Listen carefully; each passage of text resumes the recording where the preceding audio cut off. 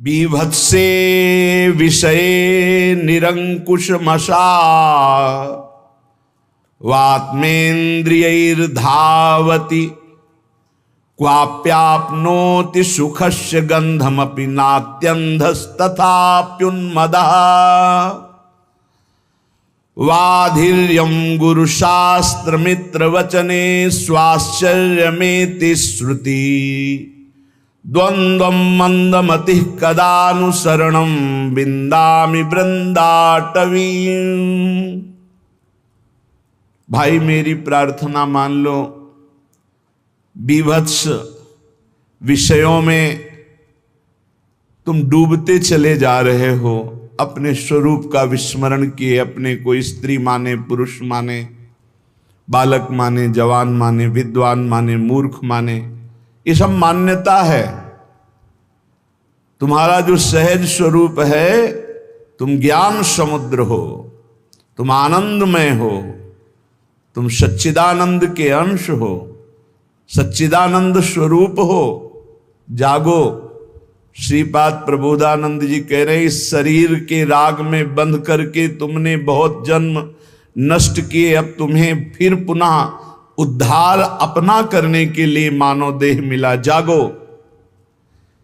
ये घृणास्पद भोगों की तरफ जो तुम्हारी मति लग गई है, इसे हटाओ। ये बीभत्स है। अलम विषय वार्तया नरक कोटि बीभत्सया। ये विषय वार्ता, विषय चिंतन, विषय दृश्य, विषय भोग, ये करोड़ों नरकों से बीभत्स है, घृणास्पद है। इनको छोड़ दो। तुम सहज सुख स्वरूप हो। सुख कहीं खोजने की जरूरत नहीं है। सुख है हृदय में विराजमान परमात्मा में। तुम हृदय में अंतर्मुखता ना लाकर बहिर्मुख होकर भोगों में ढूंढ रहे हो। अनंत जन्म हो गए, नहीं मिला, नहीं मिल रहा है, नहीं मिलेगा। ये घृणास्पद है। कितना गंदा जीवन जो भगवान से विमुख होकर केवल भोगों में रत है। बीभत्स विषये निरंकुश मशावात्मेन्द्रियैर्धावति क्वाप्यायति सुखस्य गंधमापि नात्यन्धस्तथाप्युन्मदः। जहां सुख ढूंढ रहे हो वहां सुख की गंध भी नहीं है। तुम्हें भ्रम से लगता है। कैसा भ्रम?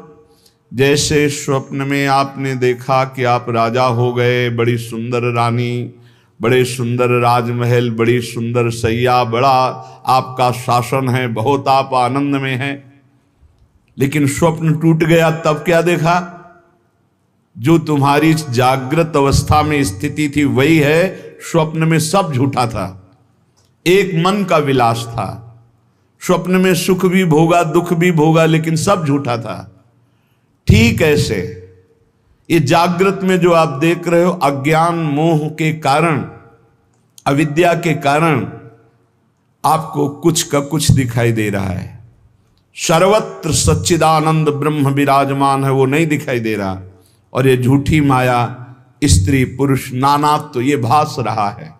शायद समझ पाओ। यदि नाम जप कर रहे होगे तो ये बात समझ जाओगे। आपका हृदय खुद आपको अनुभव देने लगेगा कि ये झूठा है संसार। सत्य है तो भगवान सत्य है। जड़ चेतन जग जीव जत सकल राम मैं जान। एकमात्र जड़ चैतन्य में वही सच्चिदानंद प्रभु चिद चिद लक्षणम सर्वम राधा कृष्णमयम जगत। केवल राधा कृष्ण, केवल राम, केवल श्याम, केवल हरि, केवल वासुदेव, केवल शिव, केवल ब्रह्म। जो नाम दो उसी के सब नाम है, वही एक विराजमान है। श्रीपाद कह रहे, इतने अंधे हो गए हो कि तुम गिरते हुए को भी नहीं देख पा रहे हो। पता चल रहा है कि अगला पतिंगा दीपक की लौ में जलकर मर रहा है, तड़प रहा है, फिर भी दूसरा जो स्वस्थ है वो भी आकर्षित होकर उसमें मरने और जलने के लिए जा रहा है। ठीक यही दशा हमारी है। देख रहे हैं वो विषयों के भोग से कितना स्मृतिहीन, चिंता शोक भय से युक्त हो गया है।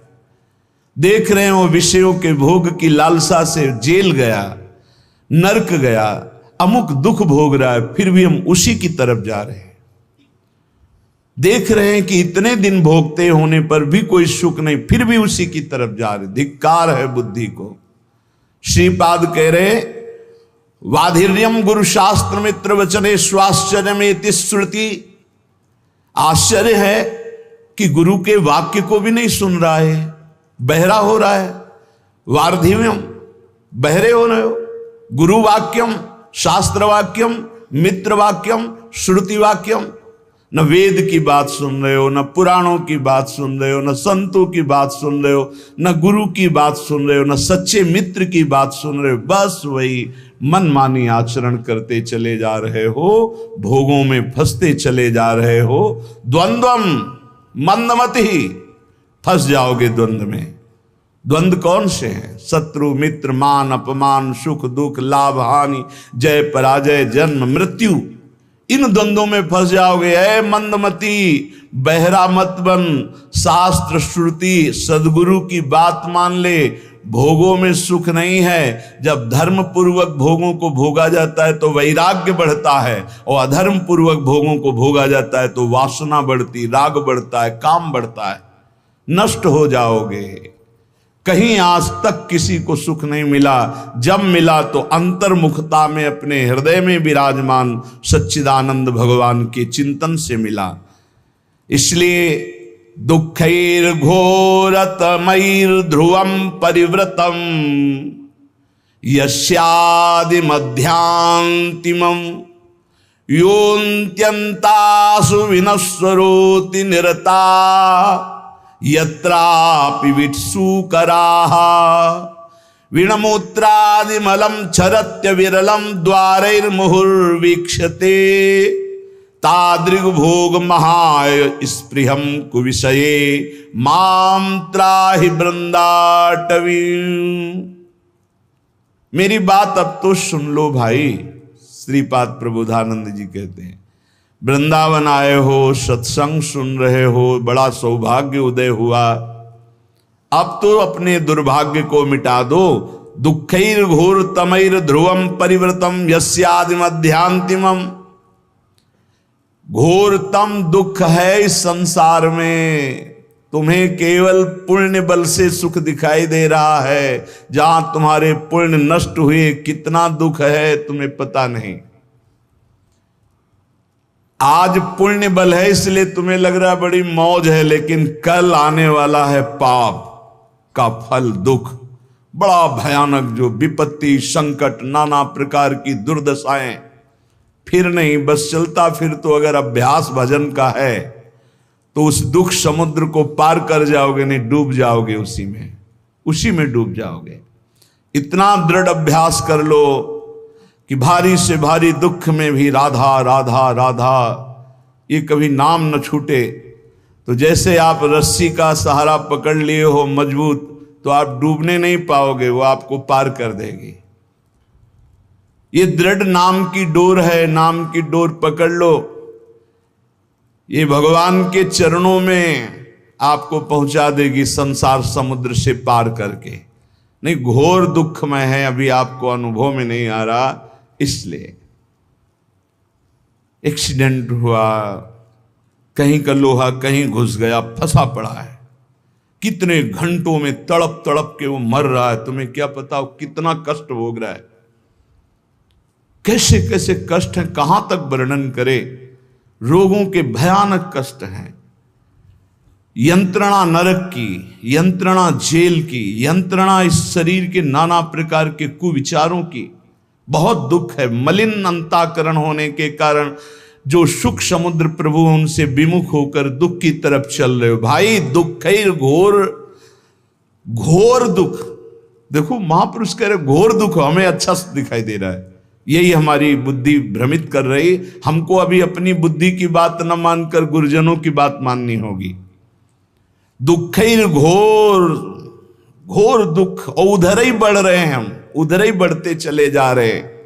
ध्रुवम परिवृतम, परम सत्य है, भोगोगे दुख अगर भगवान का भजन नहीं किया, भगवान की शरण में नहीं हुए। यस्यादि मध्यांतिमम, जिसमें प्रारंभ में दुख, मध्य में दुख, अंत में दुख।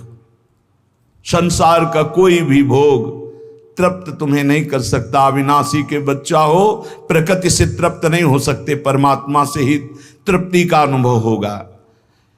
योत्यंतासु विनश्वरोति निरता यत्रापि वित्सुकराः, ये जितना तुम देख रहे हो सबका विनाश होगा, पक्का। इधर दीवाल है, इधर 50 जानवर हैं, हरी हरी घास खा रहे हैं, और दीवाल के पीछे गड़ासे में कटते चले जा रहे हैं। घास खाने वालों को यह पता नहीं कि हम भी नंबर में हैं। ठीक ऐसे ही ये सुख की छाया की दीवाल डालकर माया मुझे फंसाए हुए, और काल काटता चला जा रहा है, विनाश करता चला जा रहा है। समय, जहां समय आया आप भी मारे जाओगे। कमा लो, हरिनाम कमा लो, भगवान नाम कमा लो, परहित कमा लो, दूसरों को सुख पहुंचा लो, यही तुम्हारे काम आएगा। दूसरों से छीन झपट कर सुख लेना, मनमानी पापाचरण करना, भगवान का विस्मरण की हुई जीवन व्यतीत करना, काल आके नष्ट कर देगा। बहुत बढ़िया चांस खो दिया। ये जो मानव देह है बहुत बढ़िया चांस है, जो चाहो आप बन सकते हो। श्रीपाद कह रहे हैं, जिन भोगों के लिए तुम लालायित हो रहे हो वित्सुकरा, ये उन सब नीच पशु पक्षियों को भी प्राप्त है। 20-20 बच्चे होते हैं सूकर के। तुम्हें जितना बढ़िया मोटा गद्दा में सुख मिलता है, उसको कीचड़ में मिलता है, चारों पैर फैला के आनंद से सोने में। तुम्हें जो रबड़ी रसगुल्ला खाने में सुख मिलता है, उसको विष्ठा में मिलता है। जैसे तुम्हें मैथुन धर्म में सुख मिलता है, ऐसे उसको भी मिलता है। जैसे तुम्हें अपने बच्चों से प्यार, उसको। अंतर क्या रह गया? अगर परमात्मा का भजन नहीं हुआ तो तिनते खर सूकर स्वान भले, भले इसलिए कि अपने पाप कर्म को भोग कर ऊपर उठ रहे हैं, और तुम मानव देह प्राप्त करके, भजन न करके, पाप कर्म करके नीचे जा रहे हो। मानव देह प्राप्त करना बहुत दुर्लभ विषय है। दुर्लभ हो मानुषो देहो। इसलिए श्रीपाद कह रहे, योत्यंत्यासु विनश्वरोति निरता। चाहे तुम पत्नी से प्रेम करो, पति से प्रेम करो, पुत्र से प्रेम करो, परिवार से प्रेम करो, जगत से प्रेम करो, कब कौन बिछुड़ जाए कोई भरोसा नहीं। क्यों कह रहे? अत्यंत्यासु विनश्वरो, आत्यंतिक बात है, आखिरी बात है, सब नष्ट होगा। यहां बैठा लो। इसी बात ने घर से भगाया था। यही बात पूर्व जन्म के किसी सुकृत भजन के प्रताप से बाल्यावस्था में दिमाग में छा गई। वो ऐसे छा गई कि किसी से कह नहीं सकते थे अपनी बात। कैसे तुम्हें बताए? एकांत में चले जाते रोते, एक अव्यक्त पीड़ा, कोई हमारा नहीं, सब कोई जाएगा, आखिरकार है कौन जो मेरा साथ देगा? मेरा है कौन? तो बार बार उत्तर आता, भागो, इस संसार से भागो। एक भगवान हैं जिनको प्राप्त करने के बाद ये प्रश्न खत्म हो जाएगा। भागो। कोई ऐसा थोड़ी कि समस्या, कोई दुख, कोई घटना। 13 वर्ष की अवस्था में क्या समस्या, क्या घटना? उस समय तो माता पिता के द्वारा पोषित स्कूल का सेवन करने वाले विद्यार्थी। उस समय यही योत्यंतासु विनश्वरोति निरता, सब मरेंगे, सब नष्ट होगा, और सब मर गए। जिन जिन को अपना मान रहे थे सब खत्म। अगर प्रभु की शरण में ना हो तो यहां जिस जिस को अपना मान रहे हो सब छूट जाएगा। इस शरीर को अपना मान रहे हो वो भी छूट जाएगा। तो क्या करने आए हो? बोले सच्चिदानंद की प्राप्ति करने के लिए ये मानो साधन धाम मोक्ष कर द्वारा। यत्रापि विटसूकरा विणमूत्रादिमलम छरत्य विरणम द्वारैर्मुहुर्वीक्षते। वीक्षते, देख कहां आसक्त है? जहां से मूत्र निकलता है, जहां से शौच निकलती है। विणमूत्रादि मलम छरत्य विरणम द्वारैर्मुहुर्वीक्षते। बहुत बुद्धिमान बनता है, बहुत अपने को विवेकवान समझता है। आखिरी सुख क्या है जहां तू आसक्त है? बोले जहां से विणमूत्रादि मलम, जहां से मल निकलता है और पेशाब निकलती है। शास्त्र है, इसको समझ लो। बहरे हो रहे हो, गुरु की बात नहीं सुनते, बाधिर्यम गुरु शास्त्र मित्र वचने स्वाश्चर्य में श्रुति। न वेद की बात सुनते हो, न गुरु की बात सुनते हो, न शास्त्र की, न परम हितैषी मित्र की। क्या तुम्हारी दुर्दशा है जो तुम मनमानी चल रहे हो? जितना देख रहे हो सब विनाशवान। तुम्हारा आखिरी सुख कहां है? बोले विटसु करा। ये जो लंपटता का सुख है, मैथुन का सुख है, ये तो सुअर कुत्ता गधा पशु पक्षी सब भोग रहे हैं। तुम मनुष्य हो, विचार करके देखो कौन सा आखिरी सुख तुम्हारे दिमाग में नाच रहा है। बोले वही मलमूत्र का द्वार। वीणमूत्रादि मलम क्षरत्यविरम, जहां से निरंतर दुर्गंध गंदगी निकलती रहती है। द्वारे मुहुर वीक्षते, क्या तू नहीं देख पा रहा है? तादृग भोग महास्पृहम, उन द्वारों को भोगने की स्पृहा लग रहा है मनुष्य देह में कि मैं भोग लूंगा तो अमृत पद को प्राप्त हो जाऊंगा, मैं तृप्त हो जाऊंगा। कुविषयों में माम त्राहे माम वृंदाटवी, हे मेरी मां वृंदावन वृंदाटवी, मुझे बचा लो, ऐसी कुबुद्धि से बचा लो। उपाय बता रहे हैं श्रीपाद। यदि ऐसी बुद्धि है तो भगवान को पुकारो। त्राहिमाम शरणागत प्रतिपाल, हे वृंदावन धाम, हे राधा नाम, हे किशोरी किशोरजू, हमारी बुद्धि को शुद्ध करो और हम धर्म पूर्वक विषयों का सेवन करते हुए आपकी आराधना करें। श्रीपाद कह रहे एक केवल सामर्थ्य है प्रेम में जो इन सब से बचा लेगी। वो प्रेम जब प्रियालाल के चरणों में होता है तो बिना प्रयास के घृणा पैदा हो जाती है संपूर्ण संसार के भोगों की। ब्रह्मादिक के भोग सब विषम लागत ताहि, नारायण ब्रज चंद की लगन लगी है जाए। कबीरा सब जग निर्धना, धनवंता नहीं कोई, धनवंता सोई जानिए, जाके राम नाम धन होय। कबीरदास जी महाराज कह रहे सब संसार निर्धन है, धनवंता कोई नहीं दिखाई देता। धनवंता तो वही है जिसके पास भगवान नाम रूपी धन है। नाम रूपी धन एकत्रित किया, वो कंचन में फंस नहीं सकता। कंचन में फंसना और कंचन का बाहरी त्याग होना बहुत अंतर है। अंदर से चित्त वृत्ति महत्व रखती धन पर, बाहर से हम छूते भी नहीं हैं, कोई लाभ नहीं है। बाहर से यहां तक धसा हुआ है रुपए में, लेकिन उसकी अंदर से रति नहीं, वो धन का त्यागी पक्का। अंदर के राग का त्याग हो जाना ही वास्तविक कंचन का त्याग है। देखो चक्रवर्ती सम्राट है महाराज अम्बरीश जी। चक्रवर्ती सम्राट के पास क्या नहीं होता, और उनको परम प्रिय हरि के कहा गया है। और परम प्रिय कौन होता है? परम अकिंचन प्रिय हरि के रे, जो परम अकिंचन होते हैं। हम लोग अकिंचनता का मतलब भावना करेंगे, फटा पुराना कपड़ा पहने, ऐसे लौकी का कमंडल लिए, शायद ऐसा अकिंचन पुरुष होता होगा।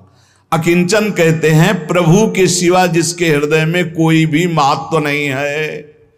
वो चक्रवर्ती सम्राट अम्बरीश जी भी हो सकते हैं, परम अकिंचन। और एक लंगोटी में राग है तो वो भी अकिंचन नहीं कहा जा सकता। और चक्रवर्ती सम्राट है और कहीं राग नहीं, सावई मना कृष्ण पदारविंदयो, ये अम्बरीश जी के लिए आता है, गोपियों के लिए आता है। मुरारी पादार्पित चित्त वृत्ति, एक एक वृत्ति भगवान के चरणों में अर्पित, ये परम अकिंचन। भगवान नाम जापक, भगवत भजन करने वाला ही अकिंचन हो सकता है। धन का राग अंदर है और बाहर से बिल्कुल दिगंबर है, वो त्यागी नहीं माना जाएगा। बाहर से वो गले तक रुपए में धसा हुआ दिखाई दे रहा, अंदर से बिल्कुल राग नहीं, प्रभु से अनुराग है, वो परम त्यागी है।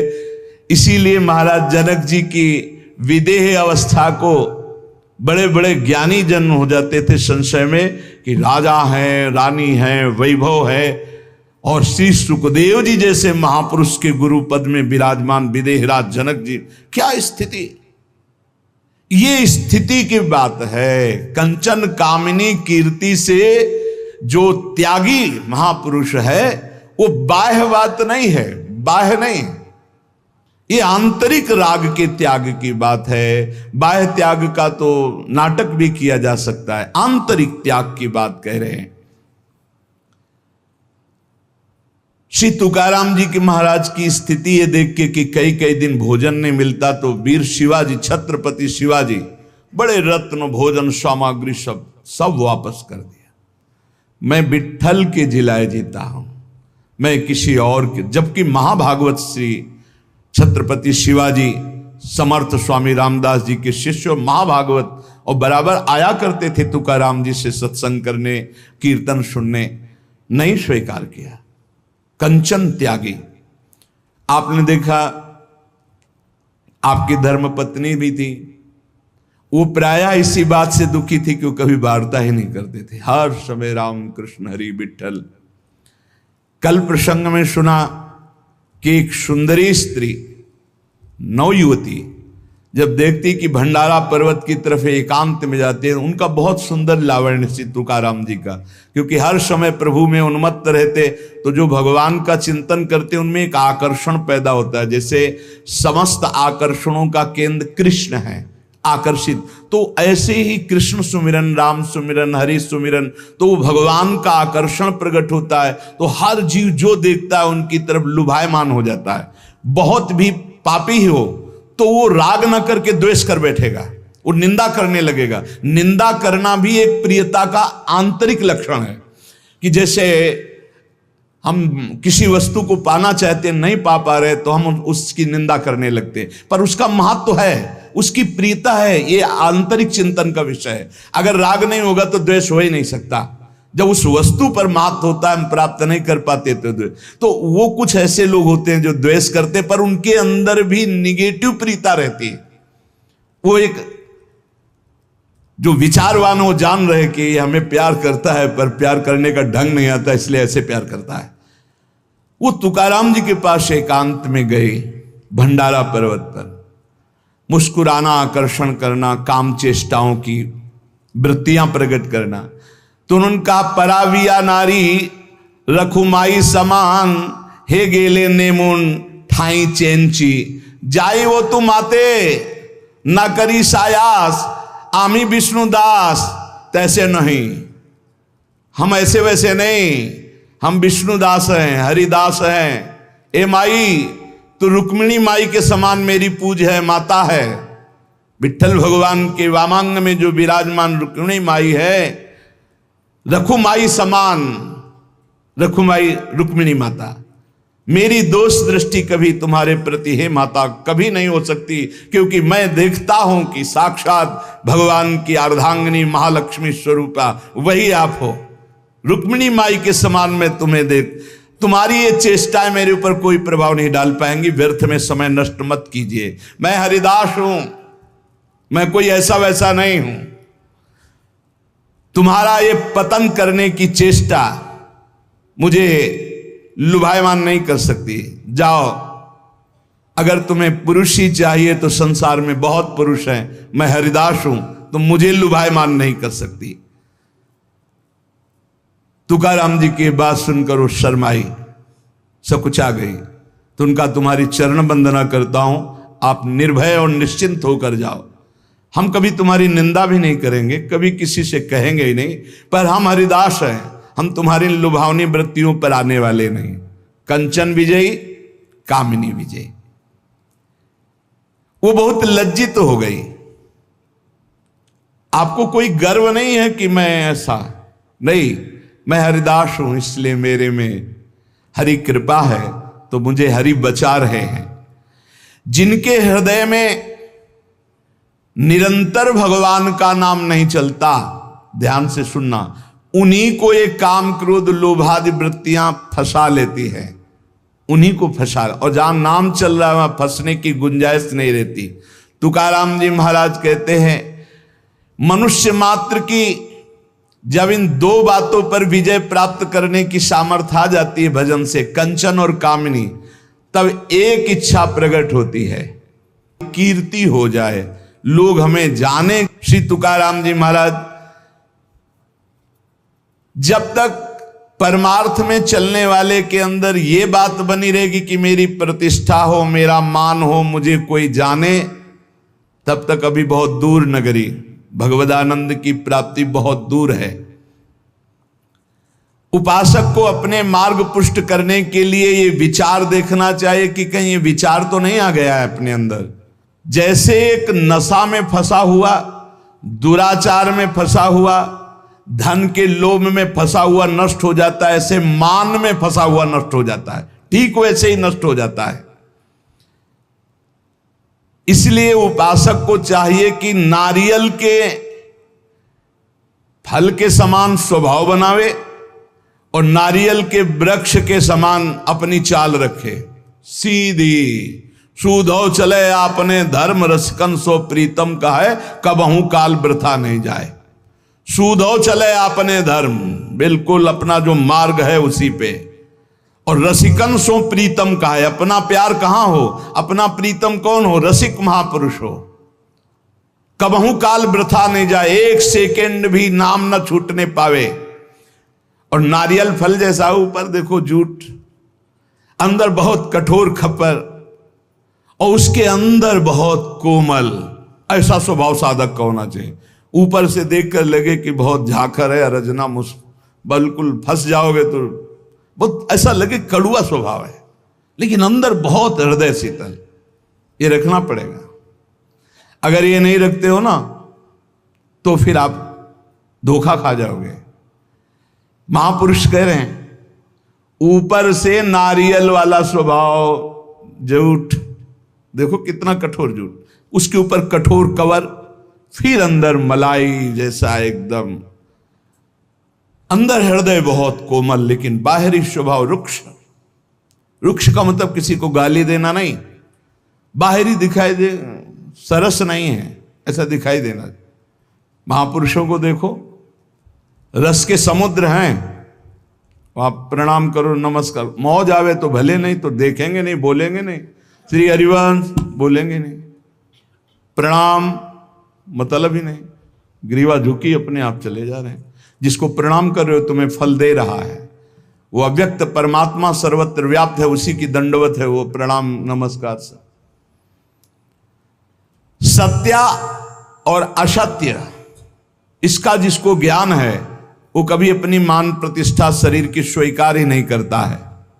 निसंग जो बना रहता है और जिसमें किसी तरह का संकोच न हो। कभी कभी संकोच में साधक मारा जाता है, अपनी बात कहना चाहता है पर बहुत हृदय कोमल है। ये हमारी प्रार्थना है कि ऐसे साधक, ऐसे संतों से बहुत संभल कर व्यवहार करना चाहिए, जिनका बड़ा संकोची स्वभाव, उससे हमारी हानि हो जाती है। वो कहना चाहते हैं पर संकोच के कारण कह नहीं पाते। यदि किसी से खबर दे दे, किसी से सूचना मिल जाए, हमको ठीक वैसे चल देना चाहिए। ये नहीं कि डायरेक्ट वो हमसे बात करें, क्योंकि हमने देखा है महापुरुषों का बड़ा संकोची स्वभाव होता है। मैं सीधे कहूं इसे दुख ना पहुंच जाए, या आप बोल देना ना, समझो आप वो कितना संकोच में है कि वो आपसे सीधे ना बोलकर किसी से कहला रहे। महापुरुषों के जरा सा संकेत पर वैसे ही खड़े हो जाना चाहिए, वैसे ही चलना चाहिए। ये नहीं सोचना चाहिए उन्होंने तो नहीं कहा डायरेक्ट हमें, नहीं, बहुत संकोची स्वभाव होता है। जब संतों की सेवा करे तो फिर पता चलता है कितना संकोची। और एक स्वभाव और होता है, बहुत ही निरपेक्ष उदासीन। अगर संकोच वाली बात नहीं माने तो फिर जो उनका स्वरूप आएगा वो आप सह नहीं पाएंगे।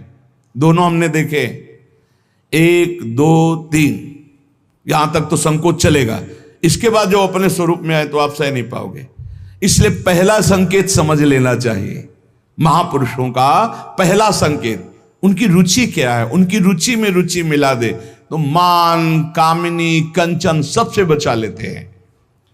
अगर कोई आज तक बचा है तो हरि कृपा, गुरु कृपा से बचा है। पर व्यसन अर्थात भोग वासना, धन की कामना या मान की कामना हृदय को पाषाण के समान कठोर बना देता है। 2 होते हैं, जो ना लोक की परवाह करते हैं ना निंदा की परवाह करते हैं। एक घोर विषयी पापी पुरुष और एक महान उत्तम साधक, दो होते हैं। पापी पुरुष भी किसी की परवाह नहीं करता, समाज देख रहा है कि नहीं देख रहा, क्या करेगा समाज, क्या, कुछ नहीं देखता, वो जो वासना है वो कर बैठता है। साधक उत्तम उपाय वाला जो भगवत मार्ग में चला, वो भी ये नहीं देखता कि अब हमारी निंदा हो रही, की स्तुति हो रही, संसार क्या कह रहा है, लोक लज्जा है, क्या है, कुछ नहीं देखता। एक घोर दुर्गति को प्राप्त होता है, एक महान सदगति को प्राप्त होता है। श्री तुकाराम जी महाराज को कह रहे, लौकिक मान के पीछे लगे हुए हमने साधकों को नष्ट होते देखा है। आचार विचार, लोक लज्जा, वैदिक कर्मानुष्ठान, यहां तक तो सब ठीक है, लेकिन जब आप भजन करके भगवत प्राप्ति करना चाहेंगे तो आपके पीछे लग जाएगा मान। ये आखिरी खाई है जहां गिरा देता है साधक को। इसलिए 15वें अध्याय में सिद्ध महापुरुष परम पद में जो आरूढ़ महापुरुष, उसका लक्षण जब वर्णन करते तो सबसे पहले निर्माण अमोहाजित संग दोषा। निर्माण, जब कीर्तन से भगवदानंद की प्राप्ति की बात महाप्रभु चैतन्य देव जी कह रहे हैं तो कह रहे सब ही मान प्रद आप अमानी, जो तुलसीदास जी कह रहे वहां अमानी ना मान देनो, बड़े बड़े महापुरुष तुलसीदास जी, सब ही मान प्रद आप अमानी। ठीक इसी को महाप्रभु चैतन्य देव अमानी ना मान देन कीर्तनी यह सदा हरि। अमानी रहकर दूसरों को मान देना, ये बहुत बड़ी साधक की अपनी साधना बचाने की कवच वृत्ति है। मान कभी स्वीकार न करे। तो क्या प्रणाम करने वाले को डांट दे? नहीं, वो प्रणाम कर रहा अपने भाव से, आप प्रणाम करो अपने भाव से। मेरे प्रभु शम में विराजमान नाथ आपकी जय हो, प्रभु आपकी जय हो। अंदर से बिल्कुल ये स्वीकार न करना कि मेरे को प्रणाम किया जा रहा है। ये अंदर की बात है, बाहर नाटक करने की जरूरत। कुछ साधक ना समझने के कारण दंडवत प्रणाम जो करता है उसको डांटने लगते हैं, झिड़कने लगते हैं। ऐसा नहीं करना चाहिए, ऐसा नहीं। उसकी श्रद्धा है और साष्टांग दंडवत कर रहा है, लेकिन किसको? भगवत वेश को। ये वेश किसका है? प्रभु का है, गुरुदेव का दिया हुआ। ये दंडवत गुरुदेव को जा रही, इष्ट को जा रहे। हम नमन करते हैं उनको, उनकी श्रद्धा को, उनके भाव को नमन करते हैं। पर प्रणाम मुझे हो रहा है, नमस्कार मुझे हो रहा है, यह स्वीकार नहीं करना चाहिए। ये इष्ट और गुरुदेव को हो रहा है।